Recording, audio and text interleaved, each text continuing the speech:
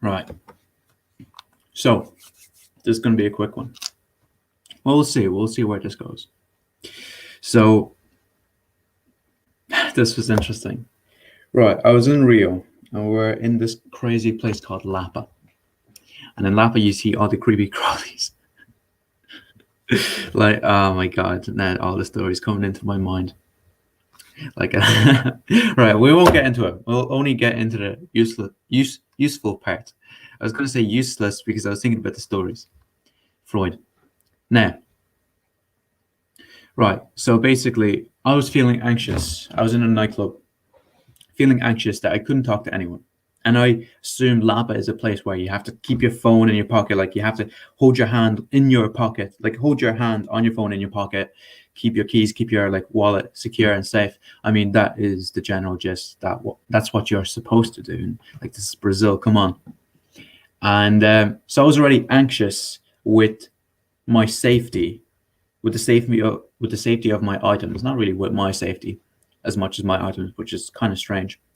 And going into a nightclub, I wasn't feeling that safe. I mean, secure.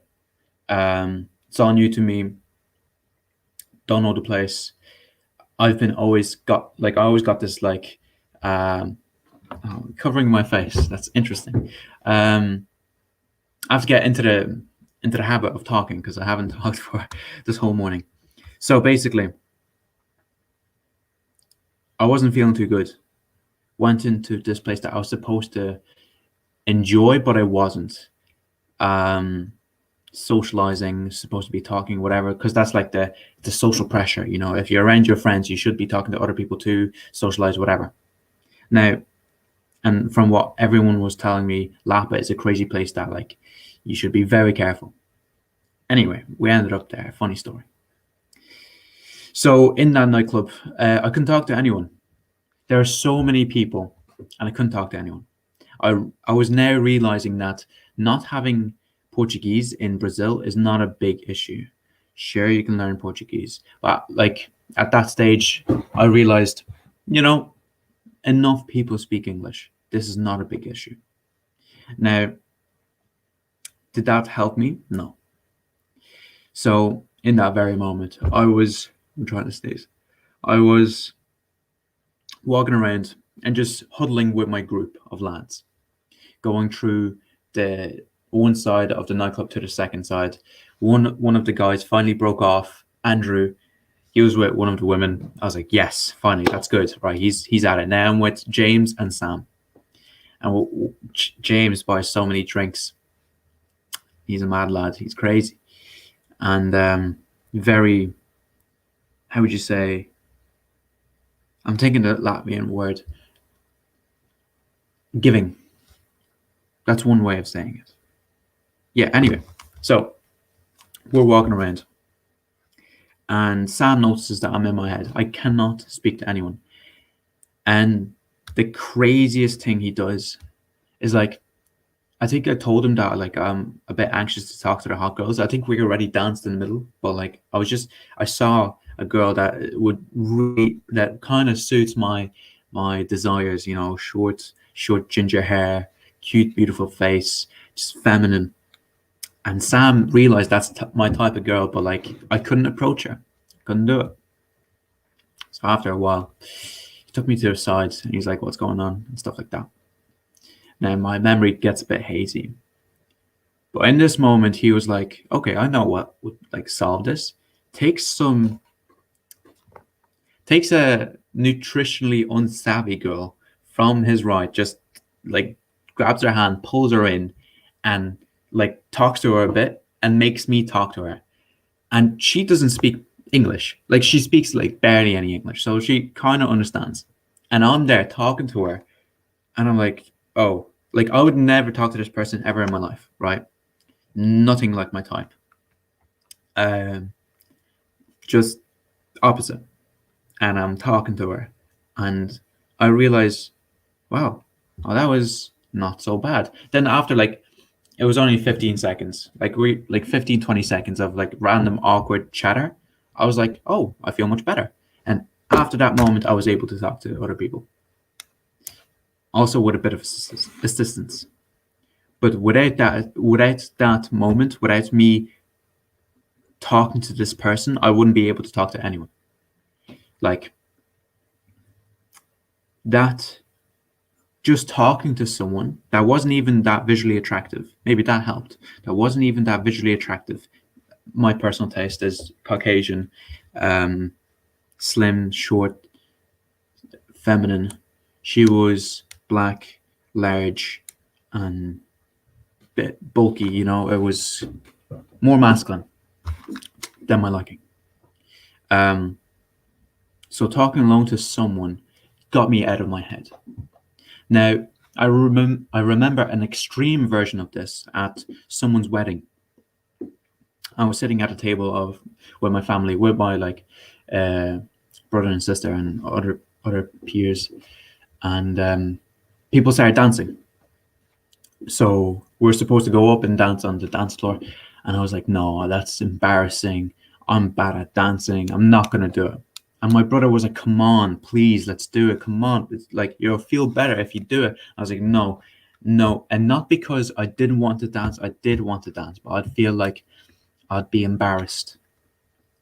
I I I thought I'd feel a lot of shame, and because of him trying more, I felt more guilty. I felt guiltier staying in my chair because of the possibility of shame of going on the dance floor. And I think this is very relevant. I think this is quite similar to what we experience when we can't approach a beautiful woman. It's we experience guilt because of the possibility of shame. So this was an extreme experience because I really love my brother. He's like the biggest. I can even cry thinking about him. Anyway, it's best bro, and his persistence, his love, was trying to get me to do what he knew would be best for me. And I remember him trying to say that in different words, but it didn't work. And and as soon as he left, I started thinking about suicide. Suicidal thoughts came into my mind, thinking suicide would be easier than this situation. Now, of course, I would never follow through. Of course, that would be ridiculous. Or maybe that would be too extreme than the situation actually is. Now, it doesn't mean that I didn't have those thoughts, because I did. And after a while, everyone's gone from the table. All of the people, most of the people are on the dance floor. I got curious. I started walking around, stood up, walked around, leaned against the pole, and watched them dance.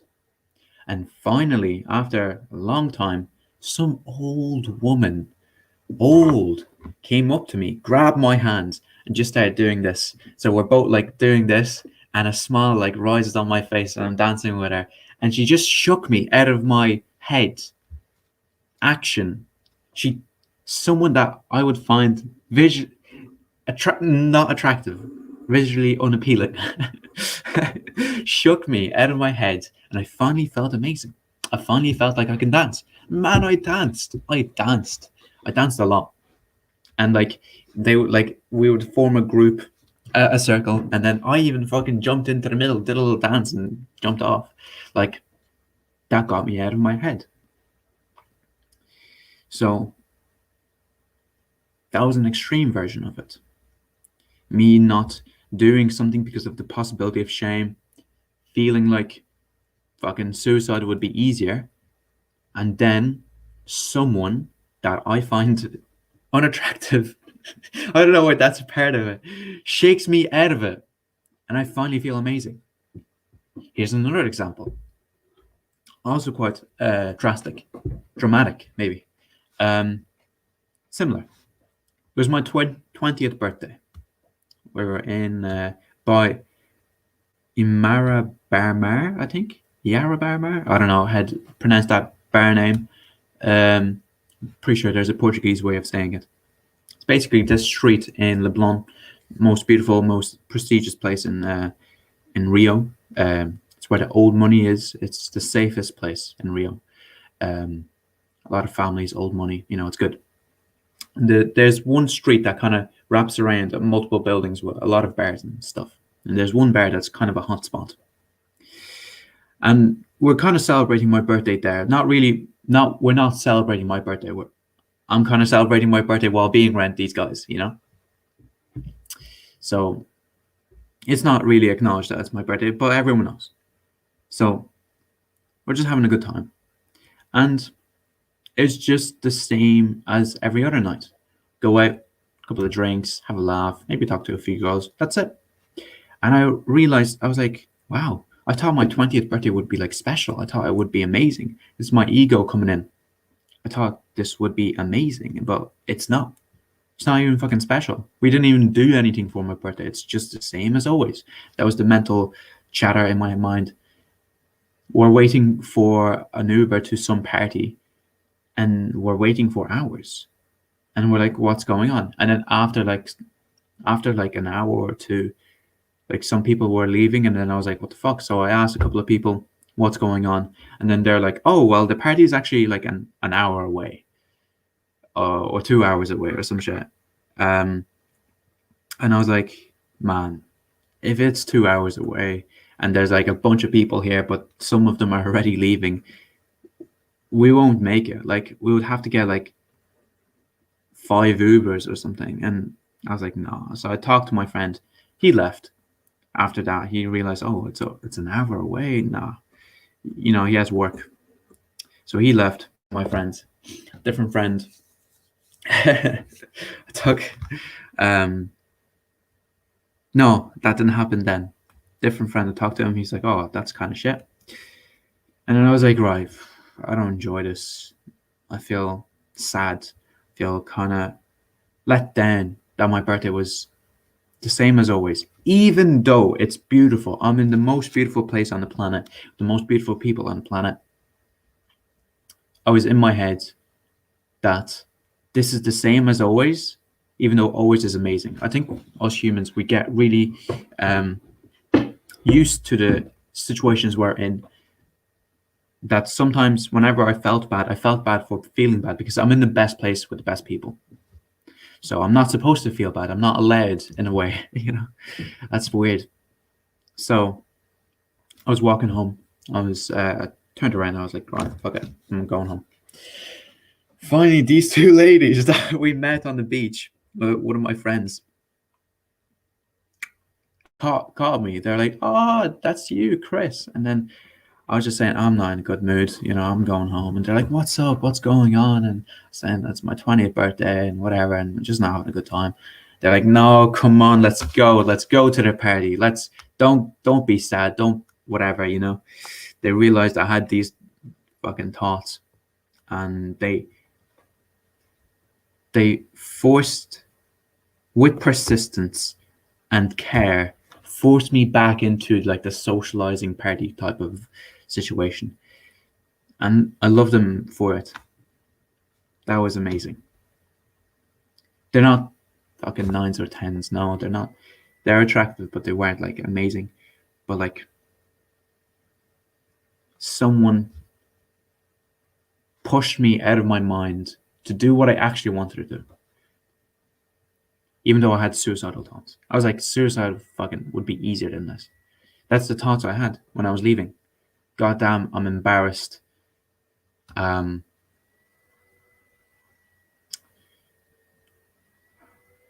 This birthday blows. Thought my 20th birthday would be amazing. Hurts, man, it hurts.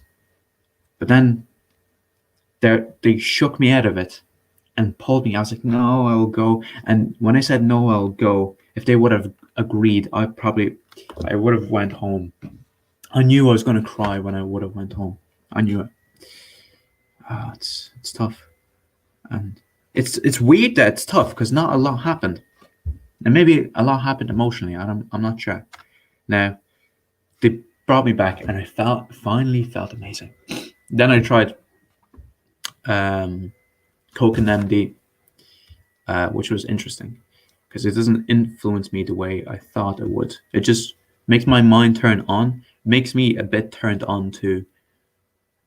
But that's it. Maybe opens my head a bit, but it wasn't much. It didn't take a lot. And sitting down, talking to them, felt a bit of attraction between one of them. And my 20th birthday was saved by these two old ladies. Old, middle-aged. So yeah, that was cool. And finally, when I was going back home, made out with one of them, and kept on sitting here after then. It was a good time. Good time. So what does that tell you? What does this whole story tell you?